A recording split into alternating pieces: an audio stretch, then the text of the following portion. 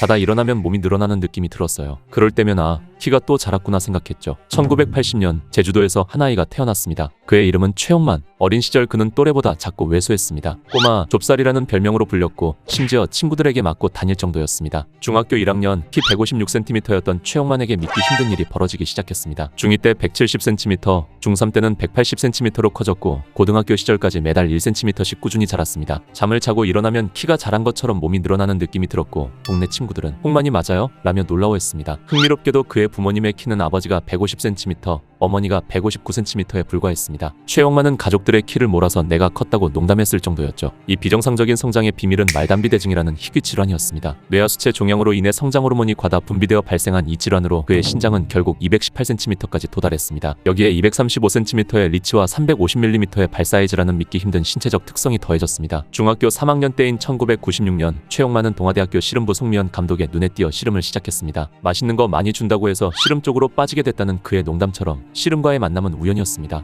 2002년 그는 당시 최대 규모인 계약금 4억 5천만 원에 연봉 4천만 원으로 LG투자증권 황소씨름단에 입단했습니다. 고작 5년의 씨름 경력으로 프로에 뛰어든 그를 두고 많은 이들이 우려했지만 최영만은 그 우려를 완벽히 날려버렸습니다. 프로 데뷔 첫 해인 2003년 4월 지난 장사대회에서 백두급 장사, 같은 해 12월 천하장사 타이틀까지 차지했습니다. 2004년까지 통산 백두장사 3회를 석권하며 씨름판 정상급 선수로 등극했습니다. 초기 최영만의 씨름 스타일은 힘씨름이었습니다. 강호동이나 이만기 같은 기술 씨름이 아닌 재미없는 힘씨름이라는 비판에 직면한 그는 기술을 연마하기 시작했습니다. 큰 사람도 화려한 기술을 할 수 있다는 것을 보여주고 싶었다며 덧거리, 밭다리 기술과 들배지기를 익히려 노력했고 그 결과 감독의 인정을 받게 되었습니다. 최영만은 경기에서 이긴 후 모래판에서 코믹한 테크노 댄스를 추며 세리머니를 펼쳐 테크노 골리앗이라는 별명을 얻었습니다. 그의 테크노 춤과 탈색 머리 스타일은 큰 화제를 모았고 그는 직접 팬카페를 운영하며 팬들과 소통했습니다. 하지만 최영만은 거구와 달리 의외로 수줍고 내성적이었습니다. 유명한 일화로 훈련 중 감독에게 혼난 후 아이스크림을 10개 넘게 사 먹으며 상처받은 마음을 달랬다는 이야기가 있습니다. 2004년 방영된 KBS 인간극장에서 이 모습이 공개되자 시청자들은 큰 몸집에 어울리지 않게 귀엽다며 더욱 그를 응원했습니다. 2004년 황소씨름단 해체 후 2005년 25살의 최영만은 충격적인 결정을 합니다. 바로 일본 킥복싱 단체 K1과 계약을 체결한 것입니다. 2005년 3월 19일 K1 그랑프리 개막전에서 최영만은 전 스모 선수 와카쇼요를 1라운드 KO로 격파하며 화려하게 데뷔했습니다. 같은 날 준결승에서는 요코즈나 아케보노를 만나 역시 1라운드 KO승을 거두었습니다. 이 경기는 한일거인 대결로 화제를 모았고 당시 독도 문제로 외교 갈등이 있던 상황에서 독도는 우리 땅, 현수막이 걸릴 정도로 국민적 응원을 받았습니다. 결승에서는 태국의 테크니션 카오클라이 캔노르싱을 상대로 판정승을 거두며 데뷔 대회 우승을 차지했습니다. 이로써 그는 단숨에 K1 월드 그랑프리 파이널 16강 진출권을 획득했습니다. 최영만의 대표적인 기술은 핵꿀밤, 강력한 오른손 훅, 니킥 무릎차기, 오지마 킥 견제형 앞차기 등이었습니다. 특히 핵꿀밤은 상대 선수들이 2층에서 떨어지는 벽돌을 맞은 것 같다고 표현할 정도로 강력했습니다. 2005년 9월 오사카 대회에서는 미국의 거물 파이터 밥셉을 상대로 2대0 판정승을 거두었습니다. 밥셉은 당시 K1 챔피언 호스트를 2차례나 꺾은 강자였기에 이 승리는 한국 팬들에게 큰 카타르시스를 안겨주었습니다. 같은 해 11월 최영만은 K1 월드 챔피언 레미 보냐스키에게 첫 패배를 당했지만 2006년 6월에는 K1 역사상 최강자 중 하나인 세미 슐트를 상대로 판정승을 거두는 이변을 일으켰습니다. 비록 홈 어드밴티지 논란이 있었으나 이 경기로 최영만은 더 이상 서커스 매치용 선수가 아닌 실력 있는 파이터로 인정받게 되었습니다. 최영만의 커리어에 큰 변화가 찾아옵니다. 2007년 그의 말단비대증 문제가 KBS 추적 프로그램에서 다뤄질 정도로 논란이 되었고 2008년 군 입대 신체검사에서 뇌하수체 종양으로 5급 판정을 받았습니다. 2008년 6월 그는 종양 제거 수술을 받았고 수술 후 호르몬 분비 정상화로 근육량이 약 20kg 감소하는 변화를 겪었습니다. 이로 인해 경기력 또한 영향을 받았고 그는 한동안 링을 떠나 있었습니다. 이후 최영만은 다시 링에 복귀했지만 2010년대 후반 그는 격투기 링과 방송에서 자취를 감추고 고향 제주도 산속에서 은둔 생활을 시작했습니다. 2011년 여대생 폭행 의혹 후에 무혐의 처리에 휘말렸던 일과 악성 댓글이 그를 세상과 멀어지게 만들었습니다. 시합에서 지면 국민 망신이라는 비난을 받았고 링 위에 서면 공포감에 눈앞이 캄캄해졌다고 고백한 그는 제주도 산간에서 6년 넘게 은둔하며 사람이 없는 새벽에만 외출하는 생활을 했습니다. 마스크 없이는 불안감을 느낄 정도로 대인기피증을 겪게 된 것입니다. 2023년 이후 최영만은 조금씩 대중과의 소통을 재개했습니다. SNS에 팬들의 메시지에 답장하고 가까운 지인들과 찍은 사진을 올리며 근황을 알렸습니다. 2025년 4월 그는 유튜브를 해야 하나요? 라는 글을 올려 화제를 모았습니다. 수백 번의 방송 제안을 거절해왔지만 이제는 개인 방송을 긍정적으로 고려 중이라고 밝혔습니다. 오랫동안 활동을 쉬고 대중 앞에 서기가 힘들었지만 많이 좋아진 상태라며 조건만 맞으면 시합 복귀와 팬들과의 만남도 가능하다는 의지를 보였습니다. 체중 조절과 훈련을 다시 시작했다는 소식도 전해졌습니다. 최용만은 대한민국 격투 스포츠 역사에서 유일무이한 존재로 평가됩니다. 전통씨름에서 천하장사를 지낸 후 국제 킥복싱 무대에서도 활약한 첫사례로 그는 한국 격투기의 희망으로 불리며 K1 열풍을 일으켰습니다. 특히 최용만이 보여준 동양의 거인 vs 서양의 거인 구도는 스포츠를 넘어 문화적 상징이 되었습니다. 그가 밥셉이나 아케보노 같은 서양 거구들을 격파하는 모습은 한국 팬들에게 대리만족을 선사했고 한국인도 해낼 수 있다는 가능성을 몸소 보여주었습니다. 최용만은 생태계를 파괴했다는 평가를 받습니다. 이는 격투 세계의 통상적인 룰이나 통념을 그의 압도적 피지컬이 무너뜨렸다는 의미입니다. 씨름판과 K1에서 그는 등장만으로도 기존 판도를 뒤흔들었고 세계적 강호들조차 그의 압도적인 체격 앞에서 기술을 제대로 발휘하지 못했습니다. 누군가는 최용만의 업적을 과소평가할지 모르지만 그가 세계 헤비급 무대에서 서양인의 피지컬을 통쾌하게 제압하고 한국인의 자긍심을 고취시켰다는 사실은 부정할 수 없습니다. 그의 이야기는 단순한 스포츠 성공담을 넘어 신체적 특성으로 인한 고충, 대중의 시선으로 인한 심리적 부담, 그리고 이를 극복하려는 인간적 노력의 여정을 담고 있습니다. 하는 거 한 가지라도 최고가 되면 좋잖아요. 꿈은 이룰 수 있고 그러기 위해서는 진짜 꾸준히 해야죠. 꾸준히 해야 자기가 원하는 걸 이룰 수 있고요.